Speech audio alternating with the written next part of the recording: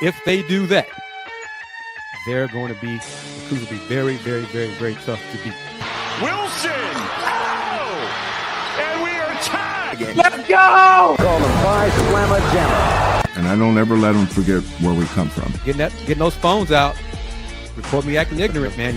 Baylor empties it out. Quick toss! It's going the other way! Second pick of the night! Jeremiah Wilson finishes this one! Seventh heaven for Houston. The Cougars advance to their seventh Final Four. Go Cougs! Let's go! It's so good!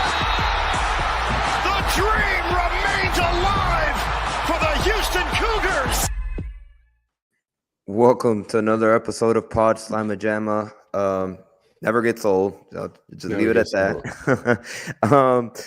Welcome in on this day one of fall camp edition of Pod Slamma Jamma. 30 days until the University of Houston Cougars football team takes the field against Stephen F. Austin.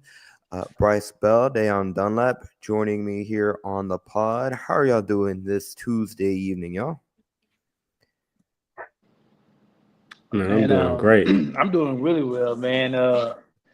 I know how the players feel, man. First day of training camp, fall camp is always the best day because after the day and you get into those grueling, hot days, you get tired of looking at your teammates, get tired of battling against each other, and you're ready to play a team. But the first day is always the greatest day because you haven't played football in almost a year. Well, 6 months because you'll be done in December, like against another team. So you're away from football, so you still excited. So the boys felt good today, and I know I feel good about talking about some Cougar football. No, that's fine. I feel the same way though. I feel good. I'm actually looking forward to the season. I'm actually looking at the schedule and kind of filling it out, kind of hearing the quotes from some of the different players and kind of building a little hope of what could be this season. Yeah, absolutely. We're going to have a few clips from the players, from head coach Willie Fritz himself, and just really the past week where Houston, I guess they kind of had their local media day they didn't call it media day, but they did all their promos. They had players available, and hearing them talk, there seems to be a lot more of that belief and that buzz around that program, and a lot of the players, both on defense and on offense, just from hearing them talk, it sounds like they're really, really obviously looking forward to the season, but it sounds like they're really bought into the messaging that is being come across from just the new offensive staff, but specifically also it seems like they have a lot of belief in quarterback Connor Wakeman, who obviously transferred over from Texas A&M. Got to check. Barely day one of fall camp, but in the performance, they didn't do too much live against the defense, but in the drills that they did to day one of fall camp, Connor looked like the best quarterback out there for the Houston Cougars, and he was making a lot of good throws, passing to multiple different receivers, and they were making plays, and that's what obviously we talked about in previous episodes. We talked about all the Let's Reach Cougs episodes last year. There just needs to be a huge improvement from the offense. And I think there is going to be a big jump. And just from what I've seen so far, there's a lot to be excited about with this offense and just the team in general. And I can't wait 30 days from now when they take the field against Stephen F. Austin. Yeah, I feel the same way. I think I'm looking forward to it. And I think starting with the quarterback play, I think with Connor, it has to be better than what we had last year. And I think we'll hear what I'm saying from the offensive coordinator, from the guys, how they speak about him, how they kind of picking up the system. And with Connor, this is his fourth year. He's been in a different system. So this isn't nothing foreign to him. I think he'll be able to pick it up quickly and as well with the team. And as long as he could be consistent, I'm looking forward to it. I mean, we're not going to get into the schedule. Just looking at the schedule, these first two games could definitely expect to be 2-0 going against Colorado at home. Yeah, we'd like to welcome in everybody that's joining us either on X or on YouTube. Big shout out to Juan and Space Coog for reposting the stream on our X channel or on their personal X channels. Big thank you. And Da'Yon, to build off from your point about the offense, yeah, you're right. First two games of the season, Stephen F. Austin and against Rice, two very winnable games on paper. And I mean, again, just looking at it, July 29th, 2025, they should go in there and come out with two victories in those first two games of the season, and for them to come out 2-0 heading into that game against Colorado. But I think the biggest that has stuck with me over the course of the past week and hearing the players talk, it's just, again, the reiteration from multiple players, both on offense and from defense, that they're, for the lack of a better phrase, there seems to be some swagger that the offense has been playing with since they started spring practices through the early June workout sessions, whatever they want to call them. And there's been times where, again, this is from defensive players. They said the offense, they're not backing down and they're not able to get pushed around. Maybe, not word for word, but I said last year it was very different night and day from what the defense was able to do against the Houston Cougars offense compared to what it has been this year. And it all starts from the quarterback. But also they've given a lot of credit to a new offensive coordinator in Slade Nagel. And we're going to hear from Pancake in the clip that we play later. But they, again, multiple players on offense, they really like the system that Coach Nagel has been able to implement. And really, Willie Fritz talked about it today. It's something that since February they've been trying to kind of catch up, might not be the right word, but they're trying to kind of install this new offense. They got a lot of new pieces, obviously starting from quarterback down. But from hearing from the players talk, they're excited what the vision has been from Nagel, and they're excited to see what they can do on the football field. Yeah, I think the offense is kind of a bit of a fresh start as well from not only the new quarterback, some of the new guys in the offensive linemen. And I think that's also an important emphasis that we need to talk about is the difference in the offensive line. If they can protect Connor and also be able to get some push up front to get a consistent run game the way he doesn't have to just drop back pass. And so I think up front, it needs to be an improvement, and I'm expecting, for what I'm hearing, it will be. I think Pancake will talk about the depth and how they have depth this year, and we'd like to see, is it depth to where there's no drop off and we can sustain a certain level of dominance, or it's a high or level of play. Now, I think it'd be good for us. I'm looking forward to the offense. I think we have some dynamic running backs, a few different options there, and I think our receivers will be able to surprise some people. Thank you, yeah, Crab, for the kind words, and I can't double down on that last sentence that he put. There's a buzz in the air about Houston football this year, which, quite frankly, I just being around the program, I feel like there hasn't been the same buzz around the football team since the 2022 season when Houston was coming off the heels of that 11-2 season when they went to the American Athletic Conference Championship game, and that's good. And I'm excited. Again, maybe it's me drinking the pitch, but I feel like this football team is going to make a lot of noise and they're going to surprise. Just being able to hear some of the players, they have me convinced. And before we get some of the clips, Bryce, what are just your overall thoughts? And I'll play Connor on the offense and Pancake on the offense, but just in general, what Da'Yon and I just talked about, it seems like the players are really, really high on new offensive coordinator Slade Nagel and what he's been able to do and implement in the offense since he kind of took over the reins. I think I stated this last year. When your leader, your offensive coordinator, or even if it's your quarterback or head coach, when they bring the swagger and confidence into the players, it feeds off on everybody else. Been a part of great offenses at U of H, probably some of the best offenses we ever had. We're number one in the country every year almost. It started with Cliff Kingsbury, our offensive coordinator. Mm-hmm. He was young at the time. He was innovative, like he could come up with things. But he brought swagger with us that we called ourselves the show. We felt like every time we was going to step on the field, we was going to score. And from what I'm hearing, that's what it sounds like Coach Slade is doing. Like he just first got them guys believing they're the best offense in the country. And that's the most important thing he can do, because when you go from the worst offense in the school's history, yes, I said it, the worst offense in the school history, you got to mentally manipulate those kids' minds and make them feel, okay, that never happened. We are who we are. We got you here because we feel like you're one of the best offensive players in the country. So at every position, we went out and single-handedly got guys that we thought they can accomplish those goals. And that's hearing that from the defensive leaders. I remember when we used to go against our defense, we tried to motivate them when we saw they came out good. Like, okay, our defense is coming with it this year, because I remember one year we averaged like 52 points a game. Well, we went 8-4 because we gave up like 40-some points a game. But in practice, we were like, hey man, the defense, hey, they got a different a pep in their step. So I think it's really huge that they're gaining confidence, and if they can continue that, at worst, they could be a 30 points per game team. And if you can do that and our defense can play as the last couple of years, it'd be a huge improvement for the program. I'm excited about it. I'm excited when I hear about the quarterback.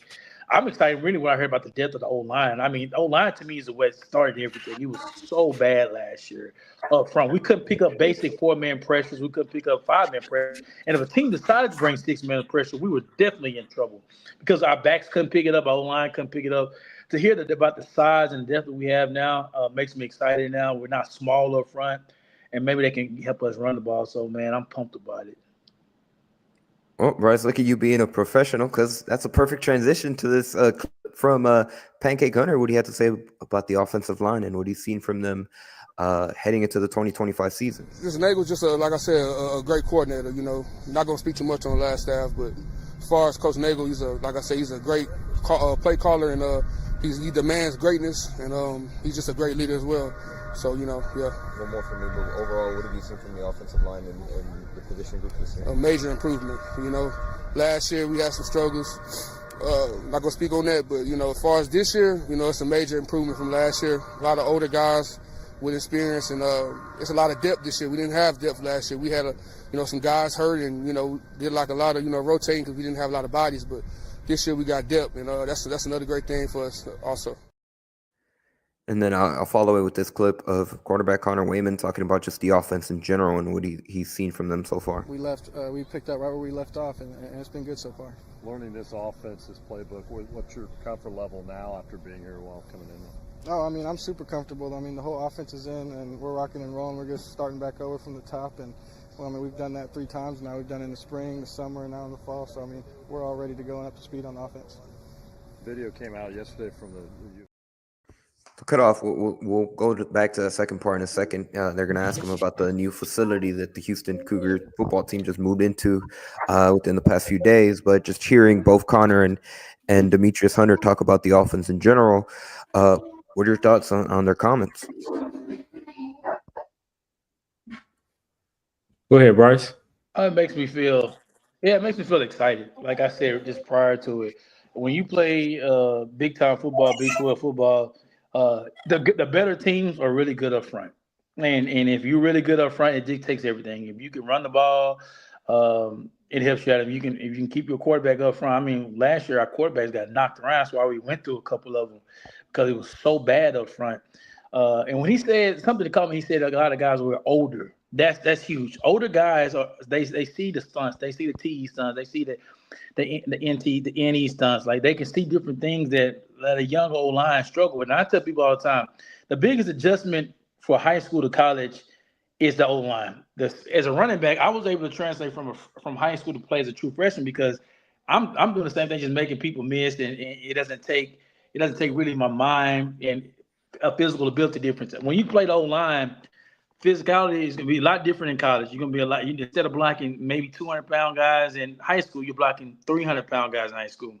In high school, they don't do the type of stunts and that the D lines will have. So that takes a lot to be able to study and knowing who when to pass off, what to see, and like trust your eye, trust your footwork. You don't have to be the best technique because normally if you're a lineman in high school, you're just bigger and stronger than things change a little bit because now you got to be able to manipulate like where is this guy coming, where's this guy? Oh, I got to replace him. So I think the biggest thing for me is the experience. When he said we're older now, so That's going to be huge for us, especially when you have a new quarterback coming in, new skill guys coming in, because we did lose skill guys in, and then you year two of a head coach. You got to get behind somebody, and I feel like our guys will get behind the O-line and our quarterback, and it's going to be better. I agree. I think the excitement with Connor and the difference in what he can bring versus the offense that we put on the field many a times, and like Bryce said, probably the worst offense in UH history. So I think that combination with the O-line, like he's saying, I think in combination, being able to protect him and allow him to get the ball out, to see his poise. I hear him talking about his poise and how he comes ready and how he's such a smart quarterback just from previous clippings of players that we heard in reference to Connor. But I'm looking forward to it. I think I'm excited. I'm excited about Coach Fritz's second year. I think we don't really talk about him enough in some of the competitive games and some of the games that even we won last year, and have now having brought better players, and we're expecting a better quarterback play. Can this team take another step in being getting Houston football program to where he wanted to be and where we wanted to be? Perfect segue, Da'Yon. We'll have a clip from head coach Willie Fritz and what his point of emphasis is these first few days of fall camp. But real quickly to answer this question from Space Coog on X, which running back is running with the ones? Barely day one of fall camp, they didn't really do a lot of 7-on-7 or even they did a little 7-on-7. They didn't really do much of 11-on-11 either. I will say the running back, now granted, they were really only tagging. They weren't really doing any tackling a lot for day one, but Stacey Sneed stood out. Again, it's only day one. They didn't really do a lot of 7-on-7, 11-on-11 stuff in day one, a lot of position group work. But Stacey Sneed did look good from the running backs. And obviously a big name to keep an eye on is Dean Connors as well. They transferred from Rice. They have a lot of good – hear a lot of good things about Dean Connors. His teammates called him the Swiss Army knife in terms of what he's able to do and bring to the table on offense. And he's someone that definitely is someone that they expect to make a lot of plays for Houston in the 2025 season. Yeah, Crab, great point as well. He says very manageable schedule this year. As of now, UH only plays 4 ESPN top 50 teams, Arizona State, Texas Tech, TCU, and Baylor. So he expects a lot of improvement from last year. And yeah, Apollo, great point too. Wayman is a major reason why the offense should feel optimistic. Obviously, Donovan Smith and really just quarterbacks in general last year really struggled when they got put in position for various reasons, like Bryce touched on. They got beat up a lot last season as well. But let's transition to what head coach Willie Fritz had to say after day one of fall camp and what his point of emphasis are these first few days of fall camp. But what's kind of the point of emphasis today? And I mean, this first week as you guys build into the offseason, obviously gearing up for week one. Just reminding them on how we do things, hustling on and off the field. Our ball security, how important that is, ball awareness if I'm on defense, finishing plays, incredible effort. The ABCs of playing football, and that's what you got to really emphasize your first 4, 5, 6, 7 practices to make it a habit. You're either creating crappy habits or good habits. We want to be creating good habits and do those every single day. If I could follow up real quick, just in terms of the messaging, you said a lot of things like, Cougs don't beat Cougs. I think at one point you said you want to be the hardest working team in America. How important is that messaging kind of going along with what you just said? Well, it's just that's the team we want to be. I mean, it still comes down to who plays harder, all right, and who blocks and who tackles better. It doesn't matter if that's offense, defense, kicking game. Then I talk about the plan to win all the time, and first component of the plan to win is, winning the turnover takeaway battle. When we were +1 or better last year, we were 4-0. When we were -1 or worse, we were 0-8. So it kind of came to fruition, didn't it? So we emphasized ball security and taking the ball away. And in my career as a head coach, we've won over 90% of our games. We've been +1 or better. So that's something we emphasize. Coach Willie Fritz. Listen, this second, obviously year 2 of Willie Fritz, for those of you that maybe didn't follow along fall camp last year, but Willie Fritz has a mic that he plugs in during practice, and he is screaming on that thing in the whole practice. especially today, more so than in previous. It really stood out just in terms of his messaging constantly. He had a quote right there during practice where he said he wants his team to be the hardest working team in America, first to the ball, to hustle, finish. And he repeated, Cougs don't beat the Cougs multiple times throughout practice. Bryce, from your perspective, obviously being able to be in those shoes of the players, how important is that messaging the first few days of fall camp? Head coach Fritz said there, right? You want to build good habits. You don't want to set the tone with terrible habits because it lingers during the season, and then you kind of dig yourself a hole. Absolutely. That's the coach who would want some ball games because Coach Sumner used to be on us all too. If we don't turn the ball over, we're going to score touchdowns. So I think even if you don't score touchdowns, he always used to preach, we want to end every possession we have with a kick. Either we want to punt it or we want to kick, do a field goal. You never want to end it any other ways. You either want to punt it or a field goal. Preferably a field goal because you either kick the extra point or getting 3 points. Or you punt the ball, that means you're not turning the ball over. So every possession you get, you want to end in a punt or you want to kick some type of way. And I think that's what he emphasized. And if they played really good enough last year, like you said, we don't turn the ball over a lot of situations. Our defense kept us in a lot of games, and we was able to take the ball away. When we turn the ball over, and when you already one of the worst offenses, you need every possession that you can have. And if you don't, you need to put yourselves a better chance to get field position because if you're able to punt and get a team back, maybe get a ball on the 50 or 40, you get a 1 or 2 first downs, you can try for a field goal or something like that. It's a huge chance of confidence level and everything with taking the ball away. So I think it's very important that he emphasizes good habits because good teams do that. They don't beat themselves. They do the little things that bad teams or average teams won't do, and that is very important to being a really great team. Last year, Ohio State, they were the most talented team in the country because they paid for it and everything like that. But they didn't beat themselves. If you watched them play, they took the ball away and they didn't give you the ball. And I think that was one of the things that cost Texas in the long run. Like they were really good too as well. But sometimes Texas or what's the name? He would throw the ball away. He have a careless turnover, and those things bite you in the end. So I love the message he's preaching. He's an old school type of guy, and I love it. And I think that's exactly what we need.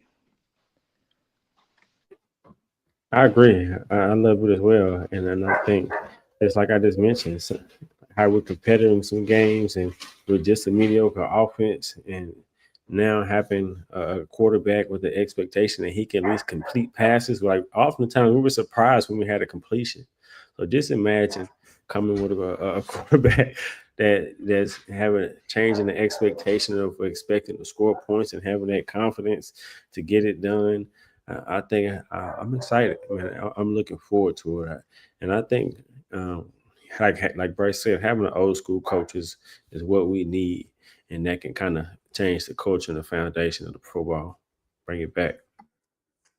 And Da'Yon, I laugh when you said that comment, but it's so true. A lot of times, sometimes when they got a completion, it's like, oh, you're surprised, especially if they would do a completion they went for 10 plus yards at especially towards the end of the season. At some point, that's how, going back to what Bryce said, that's how bad the offense was last season during year one of Willie Fritz, and hopefully that's not the case, and it's a much better offense here heading into year two under Willie Fritz, and obviously year one under Coach Nagel as the offensive coordinator. I have one more clip today from fall camp, and that's on quarterback Connor Wayman, and this time he's talking about the facilities. Obviously, I believe the coaches and all the operations staff moved into it on Friday, I believe, and the players didn't get to go into the building until yesterday, which is Monday, July 28th, and today, after their first fall campus, I'm assuming the first day where they're getting to kind of get to try out all the amenities. Here's what Connor had to say about the new football ops building, and we'll see the video that UH posted as well. It's one of the best programs in the nation, and just to be able to have that here in Houston and here in the city, I mean, it's truly special. I mean, for the recruits, where Coach Fritz is planning on taking this team, I mean, you can't. There's not a limit on this team, and I'm excited to see where it goes. What was your thought when you walked through those doors? I mean, I was smiling ear to ear. I didn't say too much. I was just like, dang, this is what it's supposed to look like right here. This is big time college football. So it's really exciting for us in the program. You got a chance to try out like all the different features in the building, or y'all still figuring out? I mean, that's my plan right now. I'm going to go in and try the recovery room, the red light room. They got a bunch of different treatment stuff in there. So I mean, like, it's top notch, one of one, and it's truly a blessing to be able to be in that building. Those are high words from Connor, and obviously from where he comes from, Texas A&M. The praise that he gives, it kind of carries more weight because he's seeing those SEC top tier facilities. Here's the video that UH put out on Monday as the players got into the facility for the first time, courtesy of UH Football on Twitter.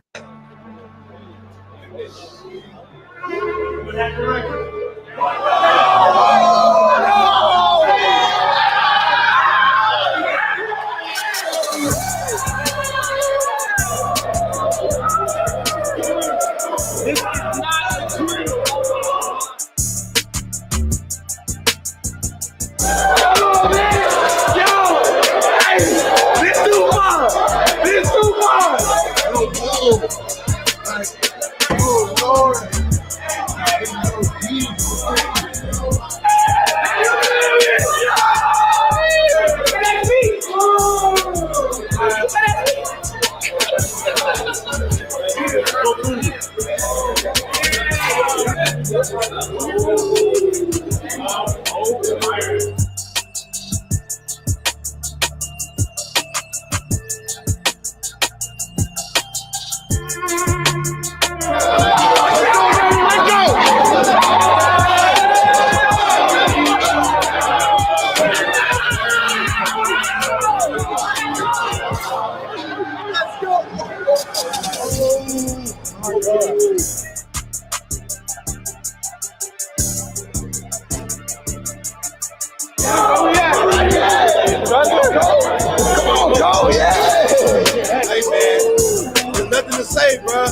This the new standard, bro. This is what we doing around here.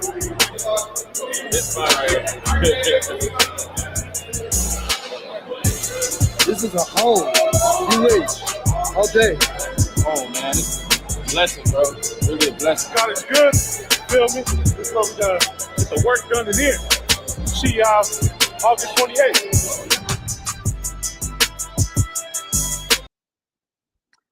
So that was the video. Hold on, let's go back on the screen. That was a video that UH Football posted on Monday, and let's see some of these photos that let me put it on the screen right now in a second. But just seeing it there, the weight room, which we're gonna see right now, that's an incredible weight room. It even got the attention of JJ Watt on it might have been on X or on Instagram. He said he has to go check it out personally himself. But seeing some of these images, like this facility looks top tier, decked out in Houston Cougar colors. It just looks awesome. And hearing the players, they were acting like little kids running through the facility. That's how excited they were. Space Coug, that's a great question. They haven't mentioned anything yet, but I'll ask the SID, the person in charge. Hopefully they have a tour soon before the football season begins, because shoot, we got to check it out when it was being constructed, but I'm looking at that video, like, it looks awesome. And to hear the comment from Stephon Johnson in that clip right there, that's the new standard. That's how we do it around here.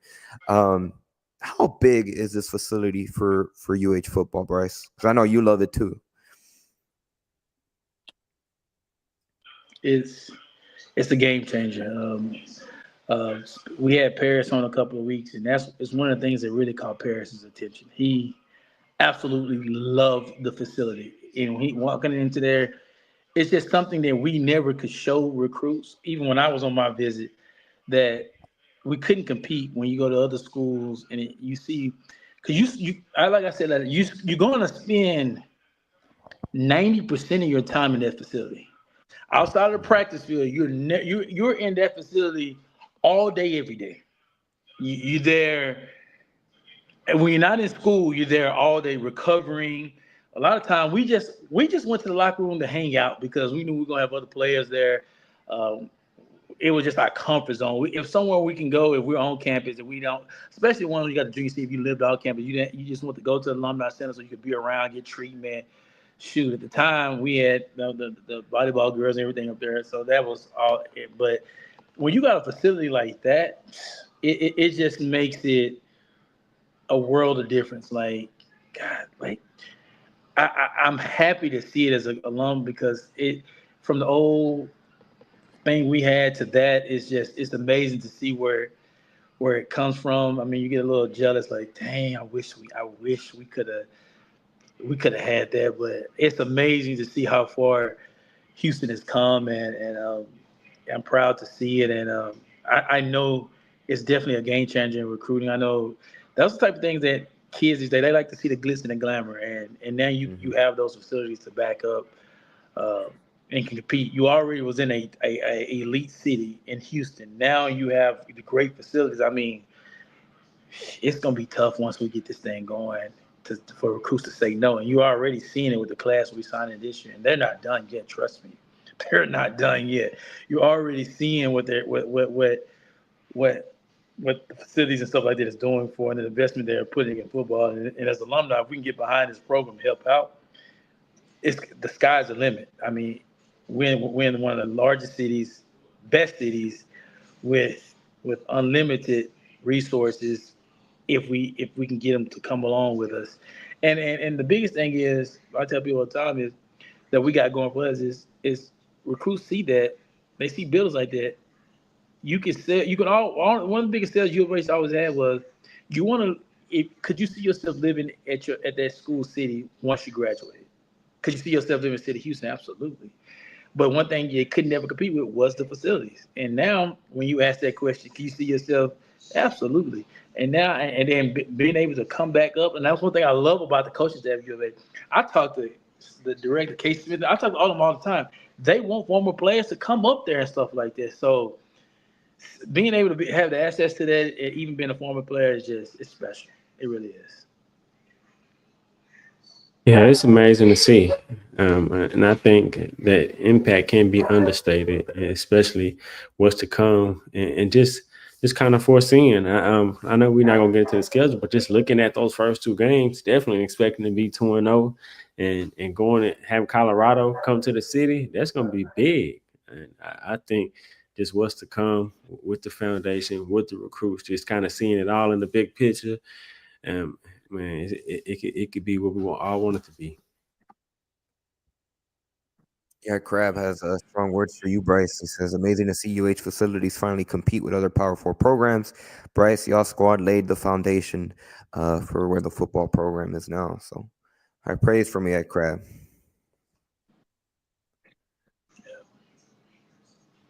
Now, kind of transitioning, the last thing that we'll touch on this episode, but you mentioned it, class of 2026 recruiting class.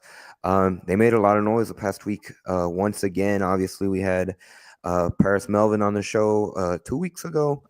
And I mean, like Bryce just said, they've made moves since then, and they're not done. There's a lot of noise out there as their just kind of momentum keeps building. But this is the class of 2026 currently, courtesy of 247 Sports. The 39th ranked overall recruiting class in 2026. And a lot of local names that are getting to choose. 39th overall in the country, 39th in the nation. They have a Big 12 ranking. Oh, we'll definitely be a top 30 class this year. We're definitely going to be one. We've got a couple more guys on the front. We're definitely going to be a top 30 team this year, which is amazing.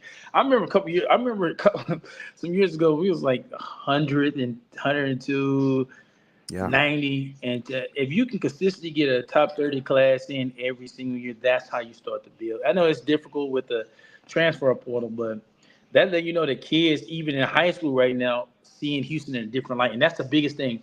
The high school rankings is different now than back in because you want to build your class because it wasn't that many transfer. Now you get to see what athletes think about your program because now you're getting the elite guys saying, I can go to Houston and play. And that's letting other league guys know, say, if Houston got a top 30 class, they must be doing something right down there. So that's exciting. And I think that's where the buzz is coming from.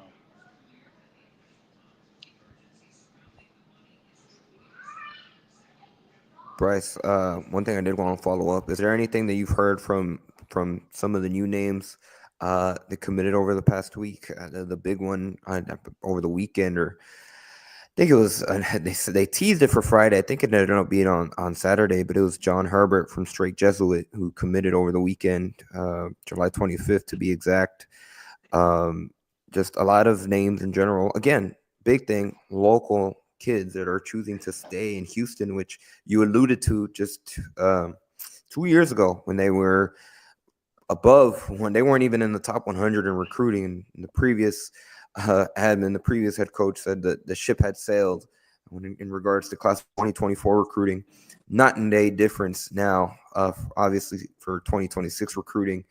That's big, keeping local kids to stay here, because that's where it started. This city of Houston, Texas in general, but the city of Houston is known as a hotbed for talent when it comes to football. Man, that kid for Straight Jesuit, I don't know if y'all followed him. Go look at his highlights. Go look at his numbers. The guy he left the entire city in rushing. And I kept going like, where's this kid from Straight Jesuit? Like, what? I went and watched his film. Oh my God! I'm not saying Christian I watched it McCaffrey. too. I don't like to label. I don't like labeling kids out there NFL offense MVPs. But the kid can ball, and he's probably the most underrated player in the city.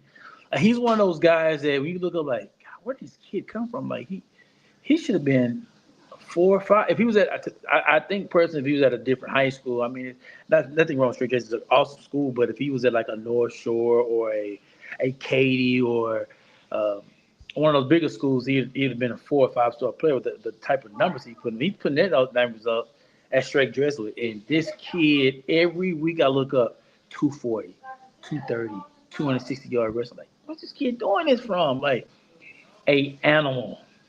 And to be able to get the flip him and also the tackle, the guard that we flipped from TCU, my goodness. Mm-hmm. Like, that shows you the kids in the city are saying exactly what U of H has done a great job messaging.